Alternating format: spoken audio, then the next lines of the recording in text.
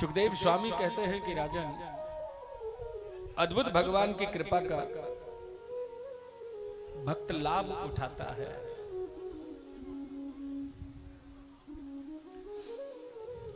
आज एकादशी का दिन है। नंद बाबा यमुना स्नान के लिए जा रहे हैं। पता नहीं चला, रात्रि को ब्रह्म मुहूर्त से पहले ही जाग गए। जाकर के यमुना जी में जैसे ही गोता लगाया तो ब्रह्म मुहूर्त से पहले स्नान नहीं करना चाहिए। और जो लोग ब्रह्म मुहूर्त से पहले कुआं, बावड़ी, सरोवर, उधर कोई भी पावन नदियां, गंगा, यमुना, सरस्वती, मंदाकिनी, त्रिवेणी, ये जो भी पावन नदियां हैं, उनमें कभी भी ब्रह्म मुहूर्त से पहले स्नान नहीं करना चाहिए। अब आजकल क्या कहें लोगों को महाराज, सब अपने मन से चल रहे हैं। ब्रह्म मुहूर्त से पहले जो लोग स्नान करते हैं वो अपराध के भागी कहलाते हैं। ब्रह्म मुहूर्त से पहले जो स्नान करता है वो वरुण देव का दोषी कहलाता है। नंद बाबा को पता नहीं था, अनजाने में उन्होंने जाकर के स्नान किया तो वरुण देव के जो दूत हैं वो नंद बाबा को पकड़ करके वरुण लोक में ले गए, जाकर के कारागृह में डाल दिया। गोकुल में ढिंडोरा पिट गया। कन्हैया ने कहा कोई नहीं लेके गया, मुझे पता है मेरे बाबा कहाँ हैं। श्याम सुंदर आकर के यमुना जी के जल में कूद जाते हैं। वरुण लोक में जाकर के द्वारे पर पांचजन्य नामक अपने शंख का नाद किया। जब शंख नाद किया तो वरुण देव समझ गए ये कोई साधारण शंख की गर्जना नहीं, ये तो ब्रह्म के शंख की गर्जना है। स्वयं वरुण देव अपने सिंहासन से उठकर के द्वार पर जाते हैं। भगवान को देखा, देखते ही समझ गए, बोले प्रभु इस दास को बुला लिया होता है, आप आए, मेरा लोक पावन हो गया। आपने इस दास पर बड़ी कृपा की। अर्धपाद धूप दीप किया भगवान का। अंदर से कारागृह में बंद हैं नंद बाबा।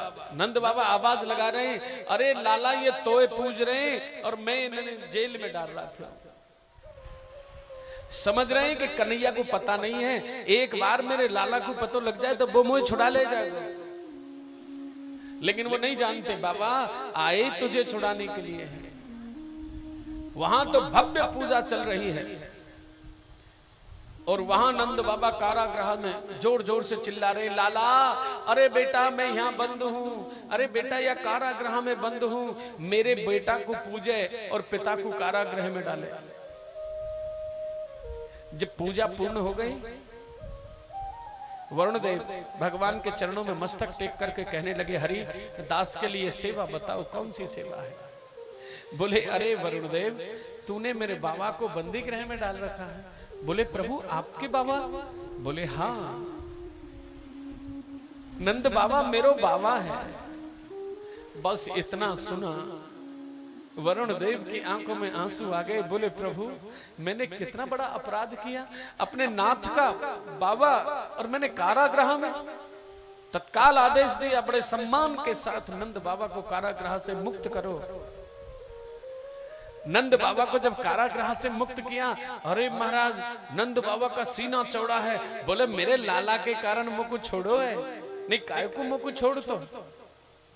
अरे देखो तो सही मेरे लाला को कितना सम्मान है। लाला बोले बाबा चलो। अब तो गोकुल के लिए नंद बाबा और कन्हैया आते हैं। कहने लगे कि हे राजन, आज धीरे धीरे वो समय आ गया जो भगवान ने ब्रज गोपियों को वरदान दिया था कि शरद पूर्णिमा की रात्रि को हम तुम्हारा मनोरथ पूर्ण करेंगे। वो शरद पूर्णिमा की रात्रि आ रही है और जैसे ही शरद पूर्णिमा की रात्रि आती है तो भगवान ने दिया हुआ वरदान गोपियों को सार्थक करना प्रारंभ किया। सुंदर वेणुनाद किया। योग माया को आदेश दिया कि जो मैंने भक्तों को वरदान दिया है 6 महीने की ये रात्रि होनी चाहिए, दिव्य रात्रि है 6 महीने की। बोले महाराज ये 6 महीने की एक रात्रि को कैसे बना दिया? जब राम जी का अवतार हुआ था तो 1 महीने का दिन हो गया था, पता किसी को नहीं चला। सूर्य भगवान एक ही स्थान पर रुक गए। भगवान का दर्शन करने से छकते नहीं, आगे बढ़ते नहीं। बोले ये छवि कैसे छोड़ूं, इसलिए एक स्थान पर रुक गए। रामायण में कहा है कि मास दिवस कर दिवस भा मरम न जानई को, रथ समेत रवि था क्यों निशा कवन विधि हो।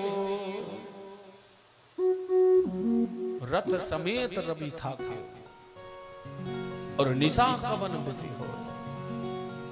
एक ही स्थान पर रथ के समेत खड़े हो गए भास्कर भगवान। 1 महीना बीत गया।